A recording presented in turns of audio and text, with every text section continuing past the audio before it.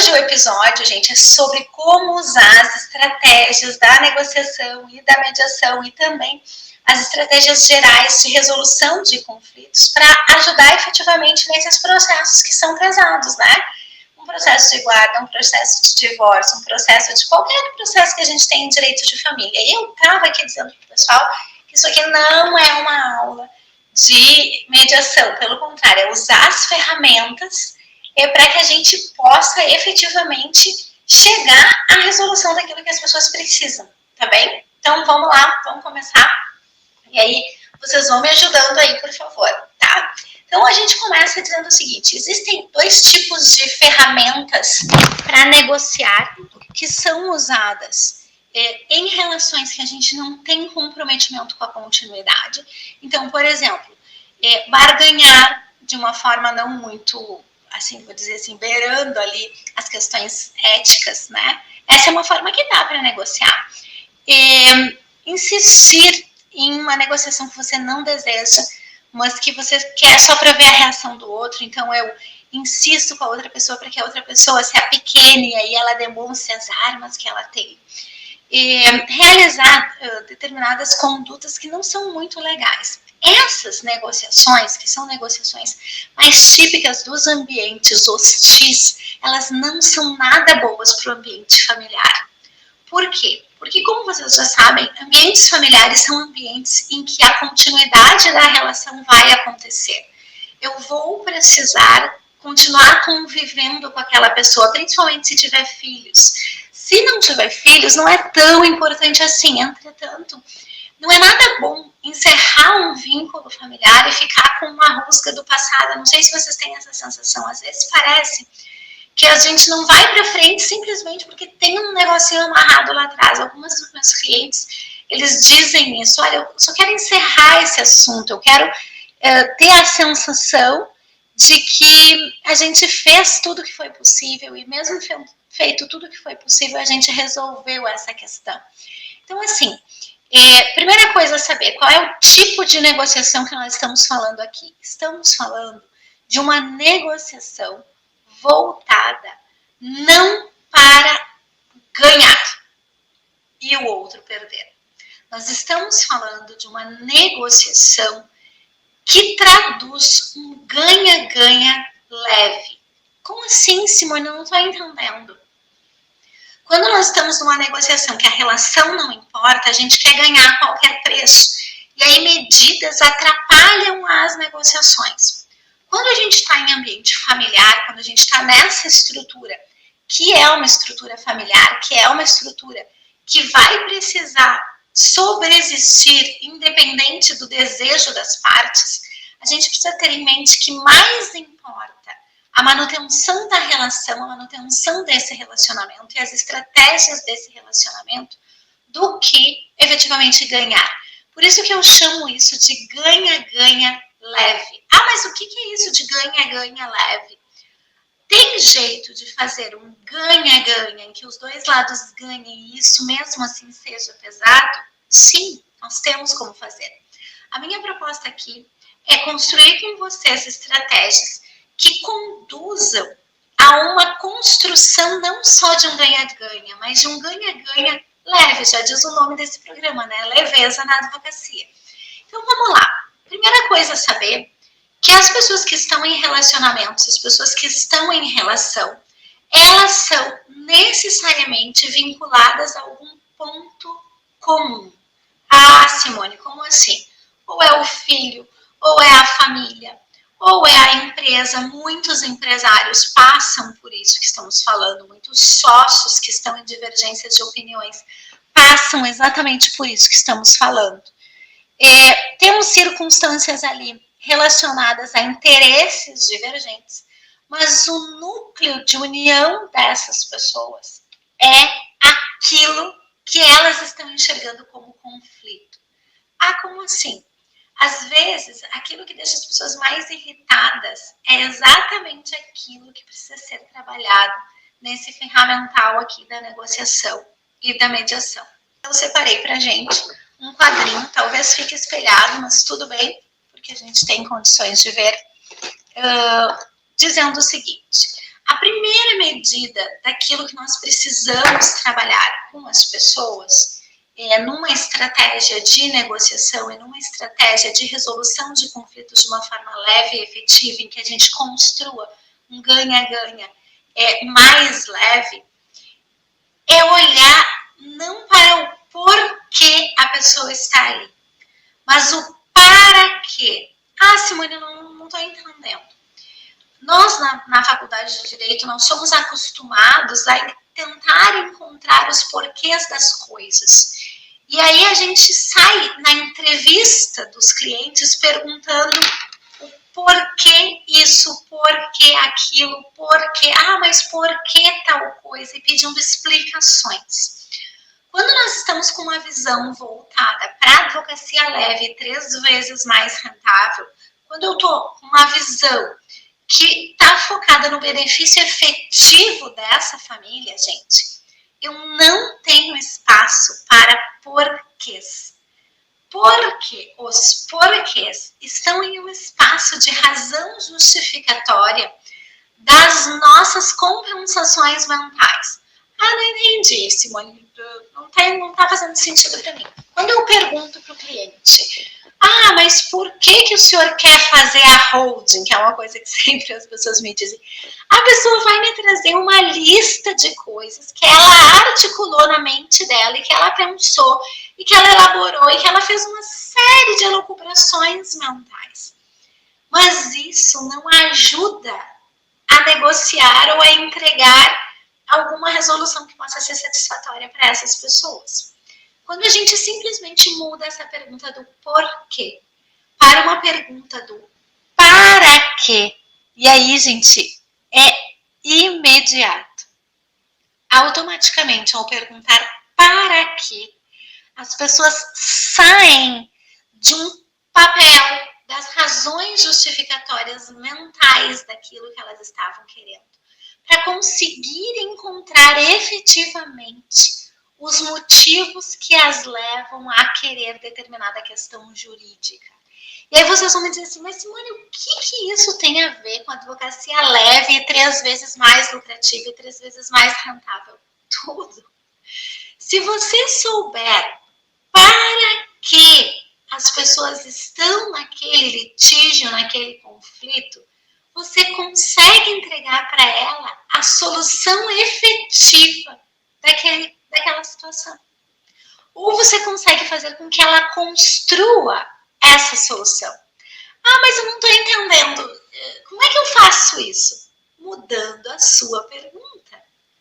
Mas é tão simples assim. Eu quero que vocês façam um teste. A próxima vez que vocês estiverem entrevistando um cliente e ele tenha pedido qualquer das ações de família, qualquer das situações, vocês façam essa pergunta. Mas, seu fulano, o senhor pode me explicar para que o senhor gostaria de um contrato de união estável? O senhor pode me explicar para que o senhor gostaria de um testamento? O senhor consegue me explicar para que o senhor gostaria de um pacto que envolve a questão da filiação? Esta pergunta, para que, faz toda a diferença. Vocês sabem por quê? Quando nós estamos trabalhando lá com as técnicas de negociação de Harvard, uma das estratégias é negociar pelos interesses e não negociar pelas posições. Eles usam, vocês já devem ter ouvido isso, né? Uma pirâmide. Isso aqui, aliás, o marketing usa. Várias outras estratégias usam, né? Essa pirâmide aqui, ela diz que um pedacinho assim, que está ali na superfície, é o que a pessoa demonstra do conflito dela. Eu tô com muita raiva porque ele não quer isso, porque ela não quer aquilo. Não, eu quero fazer a holding para facilitar a vida dos meus filhos. Esse pedacinho aqui é o porquê. Quando nós perguntamos às pessoas para que elas querem fazer algo, elas são obrigadas a mergulhar nas profundezas das suas razões. E aí elas precisam encontrar uma justificativa, gente, que não é mental, que não é racional. E essa justificativa está na parte de baixo do iceberg. Eles usam a metáfora do iceberg. Então, Harvard usa a construção do efetivo interesse das pessoas, ou necessidade, né? Necessidade ou interesse a partir daqui. Mas, e Simone, por que isso é 3 vezes melhor e por que isso gera 3 vezes mais resultado para as pessoas? Porque se você é capaz de gerar um resultado mais rápido, essa pessoa tem a tendência de te indicar. Porque se você é capaz de gerar o resultado para uma coisa que ela precisa de verdade, não que ela acha que quer, que ela precisa, ela vai te procurar para a próxima questão. E se você foca na real necessidade dela, ao invés de focar no porquê do que ela disse, no blá blá blá, o escassachê que ela está dizendo, você vai chegar à conclusão que ela, saindo satisfeita, ela te paga mais rápido, te contrata de novo e te indica para alguém. E esses 3 elementos sozinhos já impulsionam as suas 3 vezes mais. E aí vocês devem estar me dizendo, tá, Simone, mas isso eu já sei, eu vou simplesmente perguntar para a pessoa para que ela quer fazer isso, ela vai me dizer e aí tá tudo resolvido, tá dominado, então? Aí eu posso dizer para vocês, não tá dominado. Tem um segundo ponto extremamente estratégico que os advogados se esquecem, que é um ponto que geralmente as pessoas fazem errado. Como assim errado? Oferecer o serviço. Como assim, se eu não estou entendendo? Nós estamos aqui numa live, numa aula sobre como usar as ferramentas da mediação, da negociação estratégica para conseguir receber 3 vezes mais e advogar de forma leve. Como é que a gente ajuda essas famílias fazendo isso? E tu tá dizendo que a gente não pode oferecer o serviço de mediação, por exemplo, para as pessoas? Tô dizendo. Como assim, Simone? Não faz sentido. Eu não posso sentar na frente da pessoa e dizer assim, oi, sabe, eu acho que o caso de você é um caso de mediação. Eu acharia ótimo que vocês fizessem. Se vocês fizerem isso, haverá uma chance muito grande da pessoa dizer, não, eu não quero. Não era isso, doutora, que eu estava pensando. Por quê? Pessoas, quando procuram um advogado, elas procuram um advogado para que esse advogado fale por elas. E é muito impactante que o advogado seja bravo, que o advogado seja bravio, que ele seja super impositivo, que ele brigue por ela. Essa expectativa, ela veio junto no momento que a pessoa entrou no seu escritório. Se você chega para essas pessoas e diz assim, olha, eu acho que o seu caso é de mediação, sabe? A pessoa vai olhar para você e vai dizer assim, louca, vou lá, contrato a advogada, ela quer que eu vá fazer mediação. Mas quem é essa pessoa? Tá maluca? Que história é essa? Que ela... Então, por que eu digo que oferecer o serviço de negociação e de mediação pode não ser uma boa? Porque às vezes a gente antecipa uma etapa e a pessoa tem tendência a criar resistência pela nossa antecipação. Então agora entendi. O jeito errado é sentar com a pessoa e oferecer. Tá, mas e qual seria então o jeito certo? Aquele jeito que a gente pode chegar nas 3 vezes mais e que ajuda de verdade as famílias, né? Como que é esse jeito certo? Como que é esse jeito que a gente pode dizer? A gente leva a pessoa a perceber que isso é o melhor. Como assim, Simone? Agora tu me pegou. Não sei como é que eu posso levar a pessoa a perceber. Eu faço com a pessoa uma planilha de cálculos de... Eu chamo isso de cálculo de risco. Por que eu chamo isso de cálculo de risco? Porque eu acho que é minha responsabilidade mostrar para a pessoa quais são os elementos que estão embaixo do iceberg dela. Aqui. Lembra que nós já vimos que esse iceberg, ele tem uma pontinha ali que aparece, que é a pontinha pintadinha, que é o que a pessoa diz que quer. Mas aqui embaixo a gente tem um oceano de coisas que a gente não enxerga, certo? Se eu chego dizendo assim, eu acho que você tem que fazer mediação, ela vai me dizer não. Por que ela vai me dizer não? Porque ela não teve o cálculo de riscos ainda para conseguir tomar essa decisão. E como é que a gente calcula o risco com as pessoas, gente? Com variáveis que façam sentido nas suas perdas. Variáveis que façam sentido nas suas perdas. Essa Simone vai ensinando um monte de coisa estranha. No que dói se as pessoas perderem? A primeira coisa que dói se as pessoas perderem é dinheiro, concordam? Então essa é a primeira variável. Tenho que colocar nesse cálculo de riscos o dinheiro. Outra coisa que dói se as pessoas perderem é tempo. Então vou fazer aqui, vou botar um reloginho. Que lindo meu relógio, não debochem da minha pessoa. Deixa eu botar assim, um despertador bem bonito. Tempo. Se a pessoa perder tempo, ela também se impacta.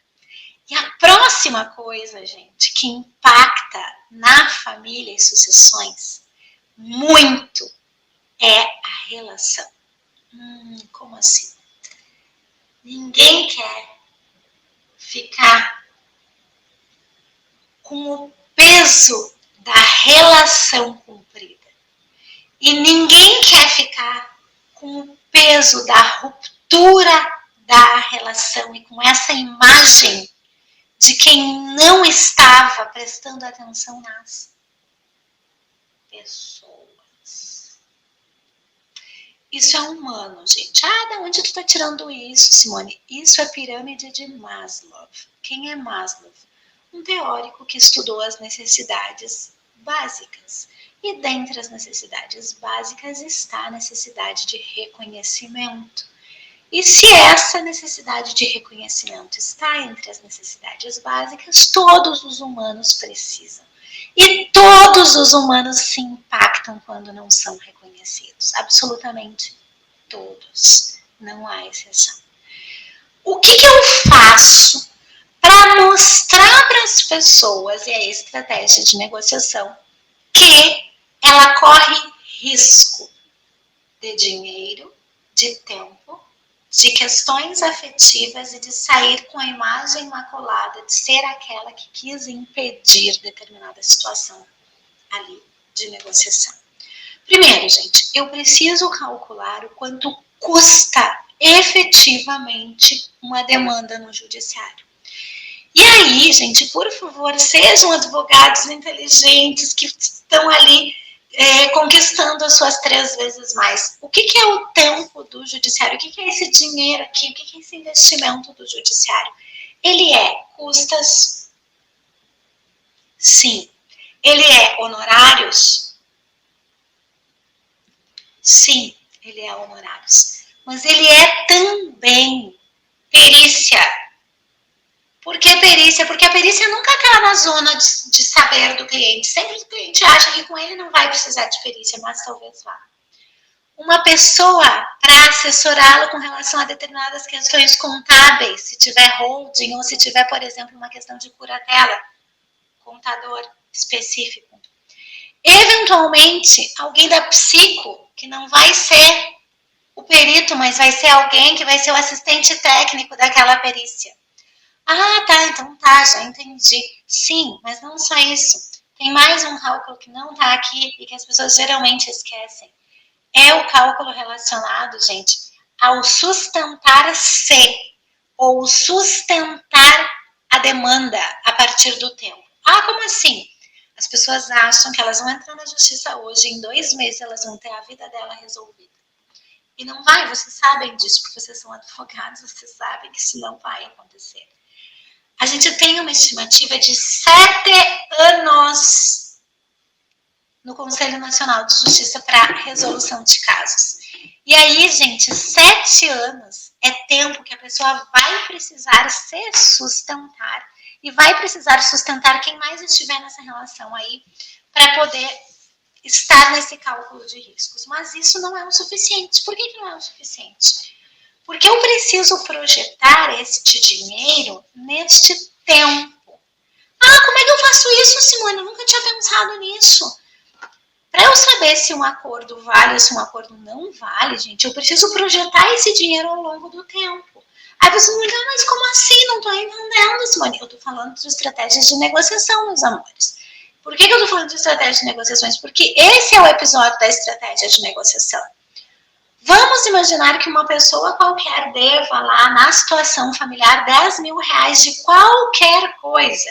Ah, pode ser alimentos? Pode ser indenização? Pode ser o aluguel que não foi entregue? Pode ser qualquer coisa, certo? Então está devendo ali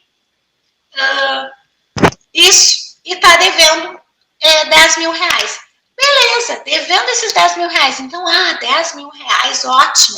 Não ótimo. 10 mil reais hoje é 10 mil reais. Então, vou botar aqui, 10k, certo?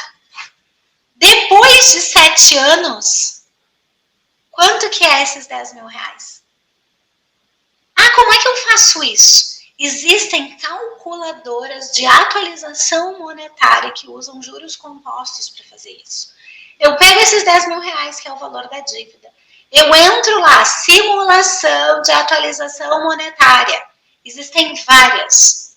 Pega, entra numa.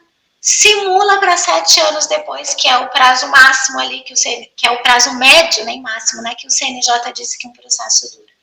Provavelmente você vai estar diante de algo de mais, em torno de mais ou menos 18 mil reais.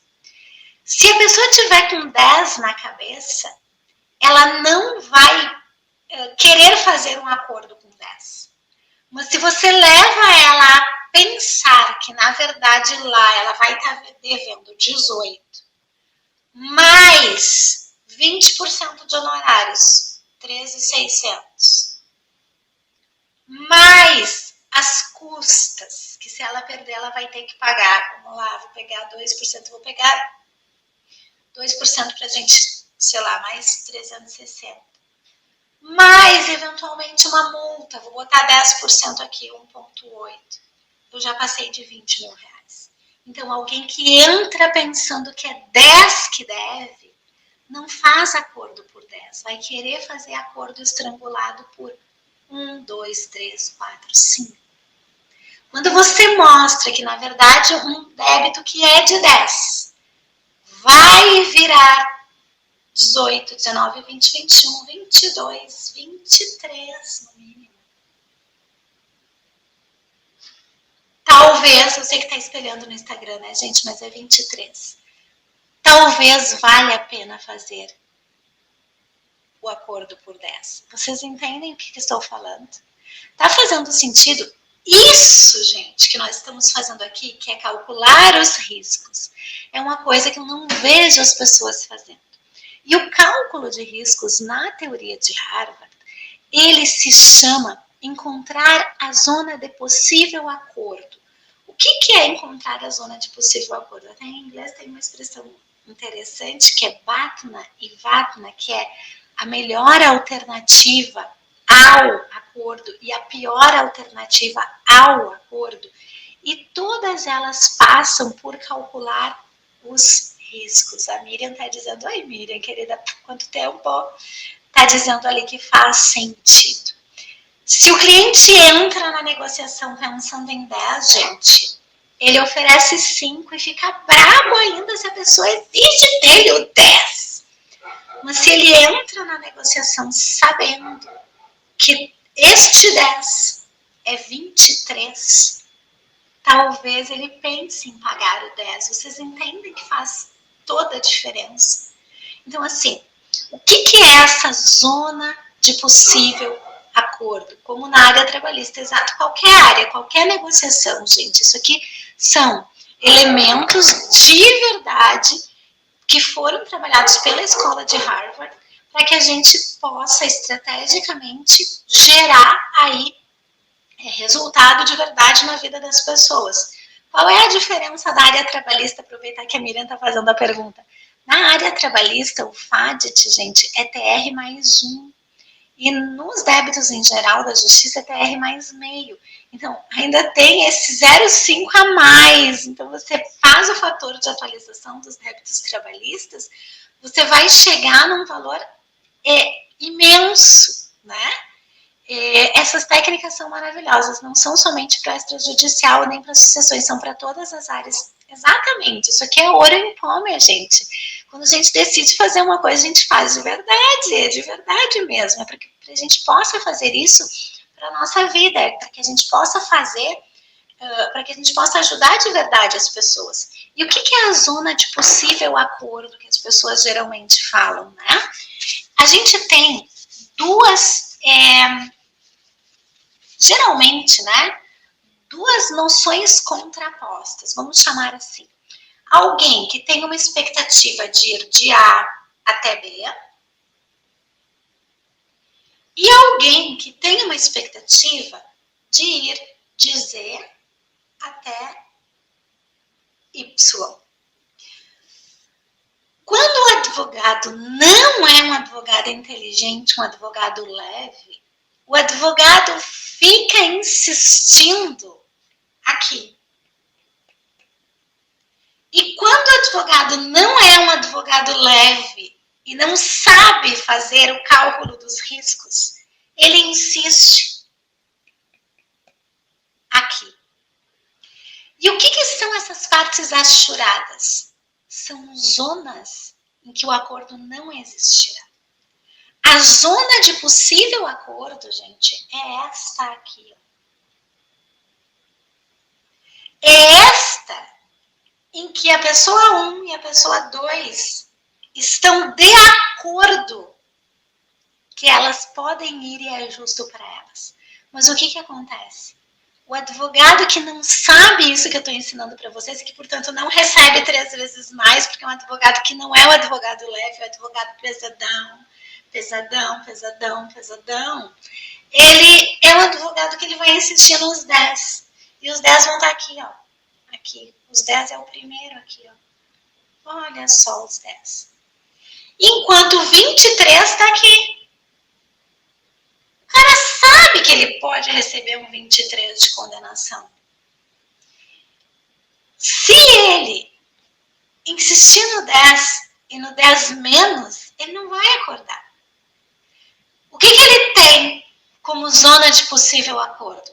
Talvez ele tenha 9, 10, 11, 12, 13, até dizer alguma coisa.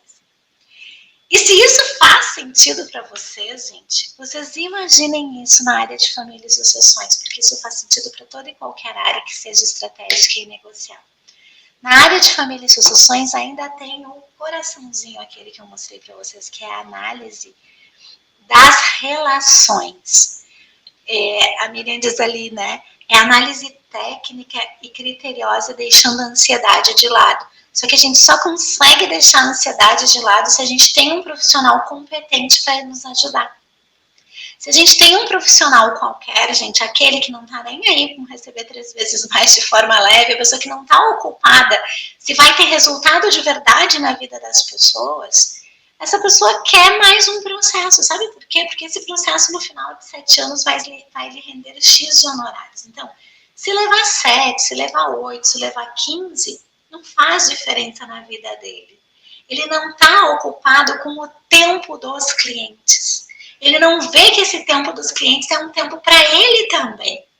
Então, quando a gente pensa que o tempo do cliente rápido, de solução efetiva, é também o nosso tempo de solução efetiva para a nossa própria vida, faz toda a diferença.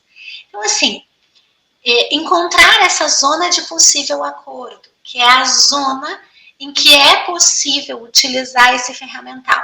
Sair dos porquês, ir para o para quê.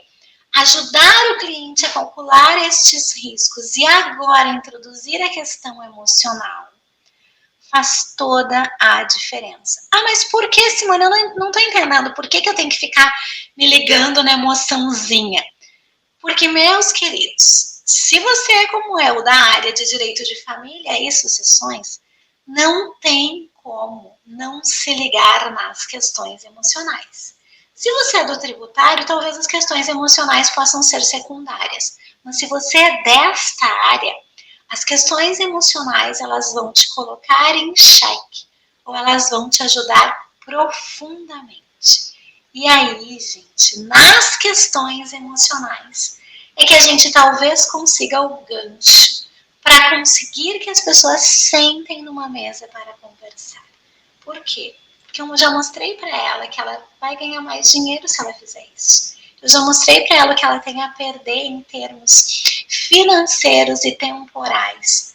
Agora, ela talvez escute a sugestão da mediação. E aí, Simone? Oi, Plínio. Como que tu diz? Tu vai tu mesmo fazer a mediação? Não, né?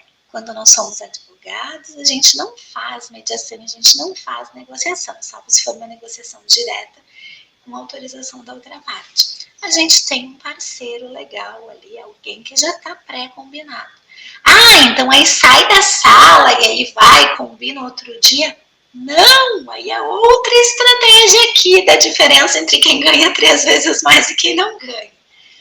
Já dentro da sala, já tendo conversado, quando a pessoa diz o primeiro sim dela, quando ela diz o primeiro sim, você já mostra qual o funcionamento, quanto custa, quanto tempo leva e quem que vai fazer.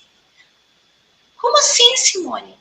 Eu já combinei com o colega parceiro que é mediador, como é que vai acontecer isso. Eu já tenho ali o portfólio de serviço da pessoa. Eu já sei o quanto que custa para fazer a mediação, eu já sei inclusive quais os dias que a pessoa tem a agenda disponível. Porque entre sair da sua sala de atendimento, gente, e entrar na cabeça dela, na vida dela, não sei o quê, muitas coisas aconteceram. E aí pode ser que ela se perca e que ela não vá receber os resultados efetivos para a vida dela porque ela se perdeu emocionalmente. Então, retomando os pontos dessa nossa aula de hoje, que foi uma aula para a gente olhar estratégias e ferramentas da negociação e da mediação para os casos todos que nós temos. Nós vimos que, número 1, primeiro, não é uma aula de mediação e nem de negociação, mas é o uso das ferramentas. Número 1 é localizar o para quê. Então, eu localizo o para quê das pessoas. Eu tiro o porquê da cabeça dela, eu uso o para quê. Número 2, gente, encontrar e ajudar a pessoa a calcular os riscos dela. E aí, nesse cálculo de riscos, eu preciso lembrar dos riscos financeiros, dos riscos de tempo, dos riscos relacionais e dos riscos de imagem relacionados às pessoas. São 4 riscos essenciais. Depois que eu fiz esse cálculo de riscos, eu tenho o item número 3, que é encontrar a zona de possível acordo. Qual seria o possível acordo que essa pessoa teria? Como seria? E o número 4 é ter a estratégia já pronta de oferta desse serviço para alguém, já organizado, inclusive com agendamento, com precificação e com tudo, para no momento que você senta com a pessoa, você já tem isso a oferecer. Não precisa ali desembocar na mesma hora, mas você já tem isso a entregar para ela. Faz sentido? A Tassi, querida, está pedindo para deixar salva a live. Eu vou muito tentar, tá, Tassi? Eu sou um ser humano analógico, estou aprendendo essas coisas, mas eu vou deixar. Vai ficar aqui no canal do Instagram, vai ficar aqui no canal da Advocacia Leve no YouTube. Obrigada por terem ficado comigo. Um grande beijo. Se você quiser ser um advogado que recebe 3 vezes mais e que advoga com direito de família e sucessões de forma leve, já compartilhe esse perfil, me manda aí notícias que vocês queiram, assuntos que vocês queiram que eu trabalhe por aqui, para que a gente possa ter aí o que vocês acharem que eu posso ajudar nesse sentido de advocacia leve, 3 vezes mais rentável em direito de família e sucessões. Eu estou aqui à disposição de vocês. Um grande beijo. Obrigada, Lu. Obrigada, espero que ela amanhã às 8 da manhã tenha aula de novo, certo? Então fiquem ligados, essa semana inteirinha vai ser de aulas pra gente, todas aulas úteis e bem aplicáveis. Um grande beijo, gente. Tchau, tchau. Paulo, querido.